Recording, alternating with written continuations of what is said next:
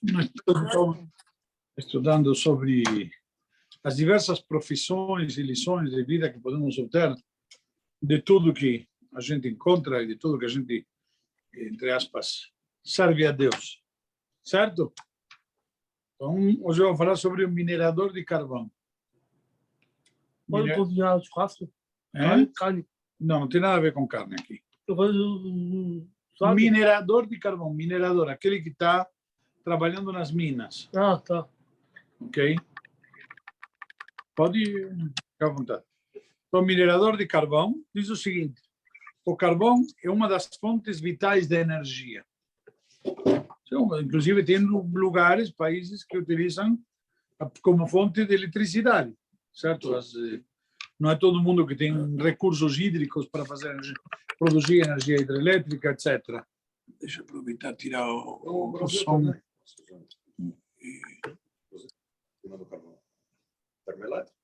Um segundo. Petróleo, é que o carvão, hoje em dia, dizem com energia muito suja, eles preferem evitar. Então, na prática, só pode ser extraído cavando profundamente abaixo da superfície. Onde encontramos o carvão, justamente tem que trabalhar muito forte para conseguir, como chama, ter acesso a ele. Então, os mineiros que descem dentro de uma mina de carvão têm de seguir as orientações de um técnico que indicará onde cavar e como encontrar o carvão. Também se fazem primeiro estudos preliminares, certo? No solo, etc. Não é qualquer lugar que você vai cavar e encontrar carvão. Tem lugares que você encontra água, tem lugares onde encontra gás, encontra petróleo, já. Tem muitas riquezas na mineração, mas tem que saber, eventualmente, um geólogo, alguém que sabe procurar, ok? Então, mas se bem que o mineiro pode confiar nas diretrizes do guia para indicar onde furar, nenhuma outra pessoa pode respirar por ele. O que acontece? Quando ele chega lá embaixo, quando ele está cavando nas minas, tem que ter como chama? Um bom esquema de quê? De fluxo de ar. Certo? Principalmente porque pode ter gás lá embaixo, gás metano, enfim, recursos que hoje em dia nós temos acesso à tecnologia que nos ajuda, auxilia bastante nisso. Mas ninguém vai poder respirar lá embaixo por ele. E cada mineiro tem de estar ligado a um suprimento de ar vindo de cima. Geralmente nas minas tem algum equipamento que bomba ar ou alguma coisa. Normalmente não tem ar lá embaixo. Então, na prática, esse ar que vem de um lugar muito mais alto de onde está trabalhando. Caso contrário, não poderia continuar vivendo. Essa é a realidade que acontece com aquele que vai cavar e extrair carvão numa mina. Ou seja, na prática, talvez, eu não sei se isso se aplica em todos os tipos de minas, ok? Porque depende da mineração que você vai eventualmente procurar. Mas precisa trazer oxigênio para baixo. Sim. Exato. Tem que, de qualquer jeito, se fazem recursos, às vezes trazem oxigênio via o próprio túnel, é grande o suficiente, entendeu? Mas às vezes são, como chama, a mineração, você cava no vertical e depois vai lá embaixo fazendo escavações. Tem um tipo de elevador que leva monta carga. Então, enfim, um pouco a gente... Então, na prática, é o seguinte se traz. O estudo da Hassidut, ou seja, aspecto interior da Torá, é semelhante a esta descida. O que significa? Você precisa descer, se aprofundar, e aí vem o conceito de profundidade, profundezas, etc. Precisa se aprofundar, literalmente. O conhecimento adquirido do estudo da Hassidut dá luz e calor, mas a pessoa tem de se aprofundar para poder apreciar totalmente o seu brilho. Ou seja, às vezes, naquilo que você estuda, você pode ter luz, pode ter calor, que isso que é consequência da energia que você tem, daquele carvão. Mas para extrair o carvão, você tem que ter o quê? Suprimento de ar. Tem que ter constantemente uma fonte te retroalimentando. Você tem que estar constantemente alimentando-se e se está ligado, como diz, lá em cima, onde vai vir a fonte. O que isso nos ensina? Diz, tal como o mineiro, o aluno do pensamento racídico tem de manter-se ligado à sua fonte espiritual. Ou seja, a gente tem que ter ligado, como chama, uma ligação especial, para que o seu serviço divino tenha vida. Na prática, se você não está ligado a uma fonte, você não vai ter como respirar, vai te faltar, como dizer, o oxigênio, vai te faltar essa vida. Então, assim como fazemos com o carvão, a pessoa deve acender o fogo. E nossos sábios nos trazem, baseado no versículo na Torá, que assim como no tabernáculo, originariamente, depois no templo, tem a mitzvah de que o fogo tem que estar ardendo constantemente no altar, e cada um de nós devemos fazer um altar dentro do nosso coração. Temos que manter esse fogo aceso no nosso coração, certo? Já avisar o material a ser estudado com entusiasmo e calorosamente, se for para proporcionar luz e calor todos os dias. Já nós devemos fazer que, puxa, que legal aquilo que estudei, que interessante. Mas isso tem que trazer uma energia para nós podermos servir a Deus todos os dias. Tem que nos alimentar constantemente. A gente não pode deixar, entre aspas, que seja algo só teórico. Existe hoje em dia muita gente que se chama talmudista, principalmente em Israel. Acho que tem aqui na USP estudo de Talmud, certo? Direito talmúdico, fazem cursos, etc. E pessoal que estuda o Talmud como uma ciência, não como Torá oral, como a gente diz. Não é uma questão de fé, não é uma questão ligada a Deus, um serviço divino. É algo só teórico. Então, se você estuda como algo só teórico, não como uma energia divina, está faltando o principal. E o principal é saber que, mesmo quando você está cá embaixo, e não interessa quão profundo você está, uma outra analogia com a mina, não interessa quão profundo você esteja, ou seja, quanto afundado na terra, já no materialismo, no material você está, o único jeito de sobreviver, como que é? Se ligando a Deus. Se ligando lá em cima. Tem que ter um cano te ligando lá em cima que te dê essa vitalidade, que te dá essa energia. Lá você vai extrair o calor que é a energia, mas algo tem que te dar vida. Então você tem que ter constantemente no teu serviço a Deus, tem que ter essa vida, essa energia. O que a gente faz. E tudo o que fazemos tem que ser com essa vitalidade, com essa vibração. Muitos de nós, muitas vezes, acontece, a gente fica apático.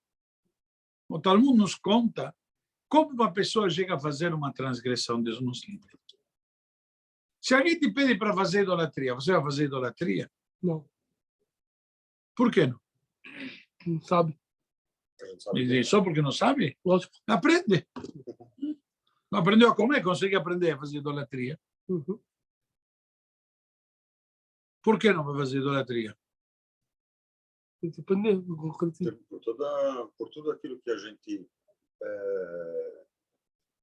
tudo que a gente conhece, tudo aquilo que a gente estudou e porque não está no nosso coração, a gente está ligado ao Hashem. Bravo. Bravo. Então, na prática, isso que diz o Talmud, Guimarães. Se veio o Yetzer Hara e te diz para fazer idolatria, ninguém vai ouvir. Ninguém vai fazer. É óbvio. Só que ele vem e te diz, olha, ele vai te esfriando devagarinho, te vai te afastando, te desviando do caminho. Fazendo coisas que eventualmente não são tão significativas. Se explica, a primeira coisa que ele vai te tirando é a vitalidade. Faz as coisas, mas sem emoção. Você fazia tefilá com kavaná, estudava entendendo, não interessa entender. Já está, né? Eu cumpri com minha obrigação. Sabe, vai cumprir tabela. Que nem o time que está jogando para quê? Para ver se o outro vai sair segundo ou terceiro. Você já sabe que não tem chance nenhuma. que o teu resultado não afeta em nada. Ele joga com que vontade. Você desistiu. Então, o que acontece? Vai desistindo devagarinho. Então, hoje o Yetzirah te diz, não precisa rezar com tanto fervor.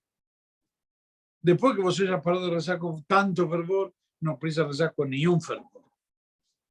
Depois que você não reza com fervor, não precisa rezar sempre com minyan. Não precisa rezar na hora certa. E devagarinho ele vai te tirando, até que você não precisa rezar. E depois não precisa rezar, não precisa... Já que não está rezando, então para que vai fazer brachá? Já não reza mesmo. Já não reza e não faz brachá, então para que pôr kippah?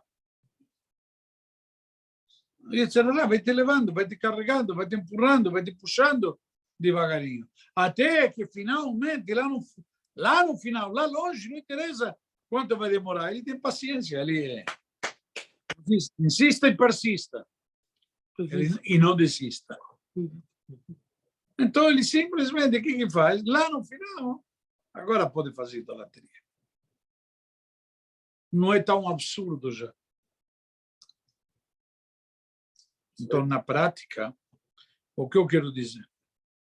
Manter a vitalidade no serviço a Deus não é simplesmente um requisito, não é simplesmente um detalhe a mais, um conceito. Servir a Deus com devoção, com emoção, com energia, com vitalidade, é um pré-requisito. Porque assim como o fogo constantemente ele cresce, se você não alimenta, ele diminui até que se extingue. Então, todo esse fervor, todo esse fogo tem que ser alimentado. Como no exemplo que vimos aqui, tem que estar conectado lá em cima e dar constantemente suprimento. Não adianta só ter os tubos. Se o tubo entupir e o suprimento de ar não tiver, não adianta o tubo. Isso mesmo um mergulhador. Entendeu? Se ele tiver aquele mergulhador que desce com aquele cano de suprimento de ar, se o tubo entupir, não serve de nada. Ok?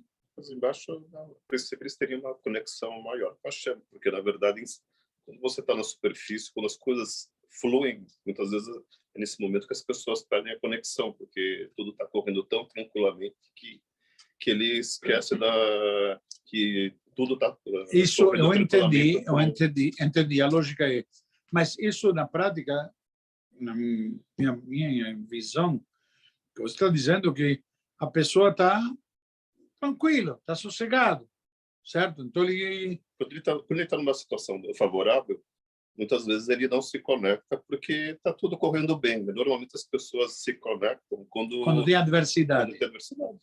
Porque na necessidade que você procura ajuda a Deus, ajuda. Entendeu? Ajuda a Deus, etc. É verdade. Mas aqui temos mais um componente, entre aspas. Nós temos que nos aprofundar. Não podemos ficar. Isso que se você repara que nós vimos aqui justamente isso. A gente tem que se aprofundar. O conhecimento requer justamente a pessoa tem de se aprofundar para poder apreciar. Porque lá na superfície realmente ele não vai conseguir. Porém, na prática, na superfície, se ele não tem adversidades, por enquanto, se ele tinha, vamos dizer, uma vida religiosa, talvez não necessariamente, como você falou, o conforto faça se esquecer. O conforto também faz ele manter uma certa inércia. Entendeu? Então ele continua, não precisa procurar mais do que já tem. Tá bom. E isso que muitos de nós dizemos, para mim é suficiente. Eu já compro, já faço o Kiddush Shabbat, vou na sinagoga de sexta-noite, faço o Kiddush quando chego em casa, para mim é suficiente, não preciso mais. Já as pessoas que se enganam e pensam que simplesmente ficar estáticos é suficiente. Piloto automático. Piloto automático. Então, isso não se renova, não se reinventa, não tem. Então, entra numa, eu diria, mesmice, É a inércia mesmo. Você continua, a inércia não é ficar parado, é você continuar no mesmo movimento que você está, sem se alterar. Concordo em gênero, número e grau, mais ainda. Tem mais refrigerantes e águas aqui do que pessoas. Acho que tem que maneirar um pouquinho. É só porque que tinha na mesa. É na Hinami. Se na mesa lá embaixo tinha 40 pessoas, não significa que tem que trazer o que tinha lá para 40 pessoas, que tinha um Shiva. A esperança é que bota aqui. Tá mais aqui, eu acho que você vai especificar com ele. Então, o conceito qual que é? E, na verdade, esse era justamente o lugar onde pegava na época de Napoleão, tem a famosa história que tinha a reunião de Rabanim na Europa a favor de Napoleão. O Edmund Ezequiel era contra Napoleão, era a favor da Rússia. Por quê? Napoleão justamente pregava o quê?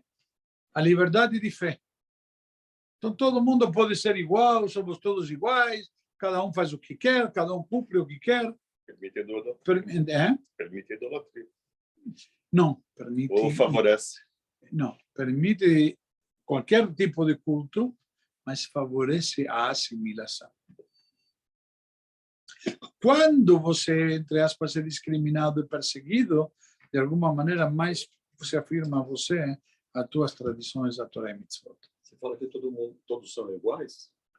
Então somos todos iguais, então por que não casar com outras religiões? E por que não comer todos a mesma comida? E por que não levar uma vida igual que todos?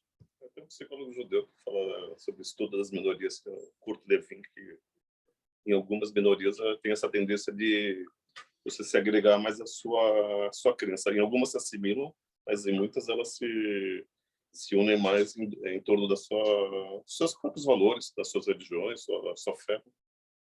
Mas é que, na verdade, existe uma questão de saber que somos diferentes.